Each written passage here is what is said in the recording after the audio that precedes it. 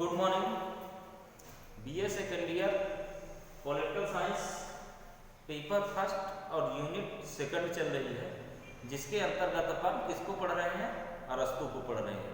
और अरस्तु ने बहुत सारे थॉट्स दिए, बहुत सारे विचार दिए हैं, उन्हीं विचारों को अपन क्रमशः पढ़ रहे हैं। ठीक है ना? तो बहुत सारे विचार अपन पढ़ चुके हैं, लेकिन अभी बहुत सारे विचार पढ़ने बाकी है। कल अपन पिछली कक्षा में अपन पढ़े थे अरस्तु के क्रांति संबंधी विचार कि क्रांति क्या होती है, क्रांति का उद्देश्य क्या है, क्रांति का महत्व क्या है और क्रांति के प्रकार क्या है, क्रांति के कारण क्या है। ठीक है, ये सारी चीजें अपन कल पिछली कक्षा में पढ़ चुके हैं। आज अपन पढ़ेंगे अरस्तु के संविधान, राज्य एवं संविधान संबंधी विचार, यानी कि अरस्तु के हिसाब से राज्य कैसा होना चाहिए और संविधान कैसा होना चाहिए, इस विषय पर जो है तो चर्चा है। तो संविधान के लिए अरस्तु ने वर्गीकरण किया है, संविधान को बांटा है।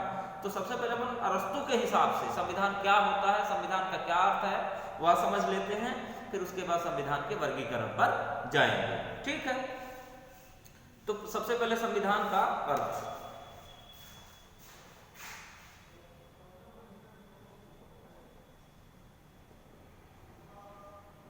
संविधान का अर्थ, ठीक है, संविधान का क्या अर्थ होता है देख लीजिए फटाफट। अरस्तु ने अपनी रचना पॉलिटिक्स, आप जानते हैं कि अरस्तु की सबसे महान जो पुस्तक है, जो सबसे बड़ा ग्रंथ है, उसका नाम था पॉलिटिक्स। और पॉलिटिक्स में उन्होंने इन सारी बातों का जिक्र किया है। ये जो यहाँ हम आप पढ़ रहे हैं, ये पॉलिटिक्स के कुछ अंश पढ़ रहे हैं। पॉलिटिक्स नामक रचना जो उनकी थी, उससे निकाले गए कुछ अंश यहाँ हम आप पढ़ रहे हैं। तो उन्होंने क्या बताया था? पॉलिटिक्स के तीसरे, चौथे और छठे खंडों में, यानी कि किस खंडों में? तीसरे, चौथे और छठे खंड में संविधान और सरकार संबंधी विचार प्रकट किए हैं। यानी कि तीसरे, चौथे और छठवें खंड में अरस्तु ने संविधान कैसी होनी चाहिए और सरकार कैसी होनी चाहिए, इस विषय पर प्रकाश डाला है। तो संविधान और सरकार दोनों को पर्यायवाची शब्द माना है, यानी कि संविधान और सरकार आपस में पूरक है, पर्यायवाची है, एक दूसरे के स्थान पर इस्तेमाल किए जा सकते हैं। संविधान के लिए अरस्तु ने यूनानी शब्द पॉलिटिया का प्रयोग किया है, जिसका अंग्रेजी अनुवाद है कॉन्स्टिट्यूशन। जिसका अंग्रेजी अनुवाद क्या है? कॉन्स्टिट्यूशन। परंतु अरस्तु ने पॉलिटिया या संविधान शब्द का प्रयोग बहुत व्यापक अर्थ किया है, यानी बहुत व्यापक तरीके से अरस्तु ने इसका अर्थ निकाला है। और अरस्तु ने कहा है कि संविधान राज्य के पदों की वह व्यवस्था है जिसमें यह निर्धारित किया जाता है कि राज्य का कौन सा पद, विशेषकर सर्वोच्च पद, किसे मिले। यानी कि अरस्तु के अनुसार यह बात बताई गई है कि संविधान का कौन सा पद सर्वोच्च है और वह सर्वोच्च पद किसे मिले, यह निर्धारण संविधान में होना चाहिए, ऐसा अरस्तु मानते हैं।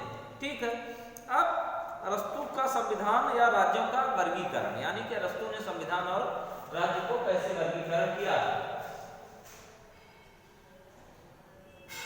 अरस्तु के अनुसार संविधान एवं राज्य का वर्गीकरण। ठीक है, वर्गीकरण का मतलब होता है बंटवारा, भाग, कितने भागों में बांटा है। ठीक है, तो उन्होंने मुख्य रूप से कितने भागों में बांटा है? हाँ, 2 भागों में बांटा है। अरस्तु ने 2 भागों में बांटा है। पहला क्या है?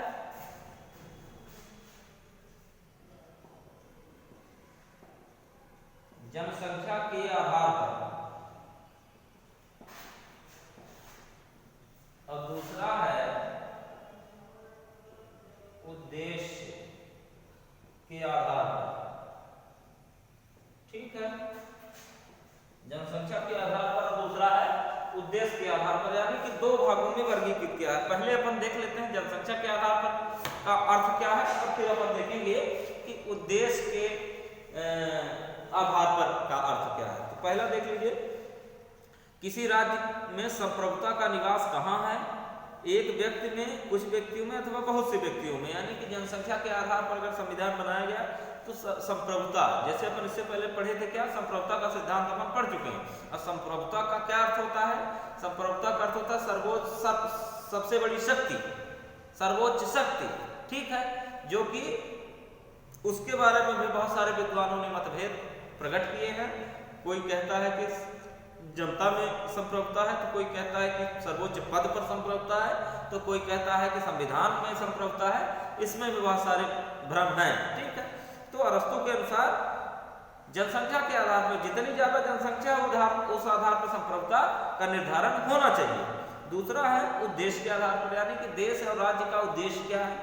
तो इसका अर्थ यह है कि शासक वर्ग का मूल उद्देश्य क्या है? स्वयं अपना भला करना अथवा सामान्य जनता का भला करना, यानी कि यह निर्भर करता है, बहुत हद तक इस बात पर निर्भर करता है कि शासक वर्ग क्या चाहता है, प्रशासक वर्ग क्या चाहता है, कि वह अपना भला करना चाहता है या पूरे जनता का भला करना चाहता है, देश का भला करना चाहता है। इस आधार पर भी यह देखना पड़ेगा, ठीक है। अब शासन के स्वाभाविक या शुद्ध स्वरूप से संबंध अरस्तु कहता है कि राज्य एक तंत्र, राजतंत्र उस समय होता है जब एक व्यक्ति जिसके हाथ में सर्वोच्च सत्ता है और उस सत्ता का प्रयोग व्यक्तियों के हाथों में हो, वह कुलीन तंत्र,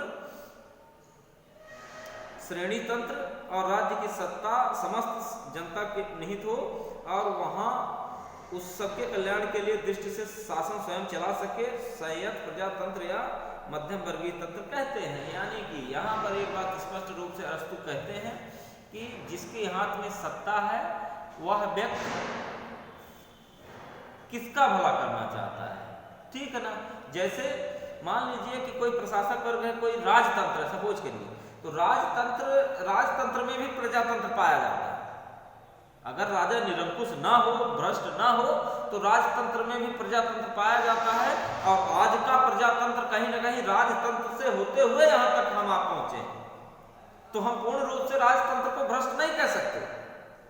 लेकिन आज भी यहाँ इंग्लैंड में, ब्रिटेन में एग्जाम्पल है कि राजतंत्र में प्रजातंत्र है। तो अरस्तु उसी बात को आगे बढ़ाते हुए कि अगर राजतंत्र भ्रष्ट नहीं है और राजतंत्र की सोच स्वार्थी नहीं है, तो वहां पर प्रजातंत्र की प्राप्ति की जा सकती है, ठीक है। फिर है आगे बताते हैं अरस्तु कि संविधान का वर्गीकरण अरस्तु ने कुछ बातों पे कहा है, उसको अपन देख लेते हैं कैसे संविधान को बांटा है उन्होंने। तो संविधान को पहले तो शासकों की संख्या में उन्होंने नंबर 1 पे डाला है एक व्यक्ति का शासन, यानी कि सिर्फ एक व्यक्ति का शासन होगा, बाकी सब पर वह व्यक्ति की हुकूमत होगी, सब पर उस व्यक्ति की हुकूमत होगी। जिसको एक व्यक्ति का शासन का क्या कहते हैं? राजतंत्र। एक व्यक्ति के शासन को क्या कहते हैं? राजतंत्र। और इसका जो मुख्य, इससे जो परिणाम निकलता है वो क्या निकलता है? निरंकुश तंत्र। क्या? एक व्यक्ति का शासन, राजतंत्र और निरंकुश तंत्र, ये सीधे सीधे एक वर्ग हो गया। एक क्लासिफिकेशन अगर इसका किया जाए तो एक आपको परिणाम यह मिलेगा कि अगर एक व्यक्ति का शासन होगा तो वहां पर राजतंत्र की स्थापना होती है, उसको राजतंत्र कह सकते हैं। और राजतंत्र का परिणाम क्या निकलता है? निरंकुश तंत्र, पहली बात। दूसरी बात है कुछ व्यक्तियों का शासन, यानी कि कुछ सिलेक्टेड लोग ही शासन में रहेंगे। उसका क्या परिणाम निकलता है? कुलीन तंत्र या अभिजात्य तंत्र। वहां पर भी कुछ कुल के लोग बैठेंगे और राज करेंगे। उसका क्या अर्थ निकलता है? परिणाम क्या निकलता है? धनिक तंत्र या वर्ग तंत्र। धनिक तंत्र या वर्ग तंत्र, उससे परिणाम क्या निकलेगा? देश में धनिक तंत्र का निर्माण होगा और वर्ग तंत्र, यानी कि वर्ग विशेष के पास प्रभुसत्ता रहेगी और वर्ग विशेष का जो है तो प्रशासन चलेगा देश में, ठीक है। फिर अगला है बहुत से व्यक्तियों का शासन। यानी कि बहुत सारे लोग प्रशासनिक सेवा में रहें, तो वहां पर क्या होगा? मध्यम वर्गीय तंत्र या बहुतंत्र। मध्यम वर्गीय तंत्र या बहुतंत्र। और उसमें उसका परिणाम क्या निकलेगा? प्रजातंत्र, जो आज के समय में हमको आपको देखने को मिलता है, प्रजातंत्र या समूह तंत्र, यानी कि बहुत सारे लोगों का शासन होगा, जनता का शासन होगा, एक प्रजातांत्रिक व्यवस्था का निर्माण होगा। तो यह संविधान का जो है तो उन्होंने वर्गीकरण किया है, इसको देख लीजिए। फिर कुछ चीजों में अरस्तु ने इसकी व्याख्या भी की है, जैसे राजतंत्र, कुलीन तंत्र, प्रजातंत्र, निरंकुश तंत्र, अधिक तंत्र, धनिक तंत्र, प्रजातंत्र या समूह तंत्र, ये सभी तंत्र अपने अपने हिसाब से वर्गीकृत किए गए, बांटे गए हैं। ठीक है, और सबका अपना अपना अर्थ है। एक बार मैं फिर से रिपीट कर देता हूं कि राजतंत्र का में क्या होता है, एक व्यक्ति का शासन होता है और पूरे देश में एक व्यक्ति का राज होता है, राजतंत्र में राजा का। फिर दूसरा है कुलीन तंत्र, कुलीन तंत्र में कुछ व्यक्तियों का राज होता है, जिसमें कुछ मंत्रीगण भी होते हैं, कुछ व्यक्तियों का, जिसमें व्यवस्था क्या निर्मित होती है, कुलीन तंत्र और धनिक तंत्र की व्यवस्था निर्मित होती है। ठीक है, फिर तीसरा है संयुक्त तंत्र या प्रजातंत्र या मध्यवर्गीय तंत्र, यानी इसमें बहुत सारे लोगों का प्रशासन होता है और इसमें जो है तो जनता यानी प्रजातंत्र की व्यवस्था निर्मित होती है। अब अगला है निरंकुश तंत्र। निरंकुश तंत्र का मतलब होता है एक ऐसी अवस्था होती है निरंकुश तंत्र कि जिसमें प्रशासक पर, शासन करने वाले व्यक्ति पर किसी भी प्रकार का अंकुश नहीं रह जाता, वो निरंकुश हो जाता है, जो मन चाहता है वही वह व्यक्ति कर सकता है, निरंकुश तंत्र।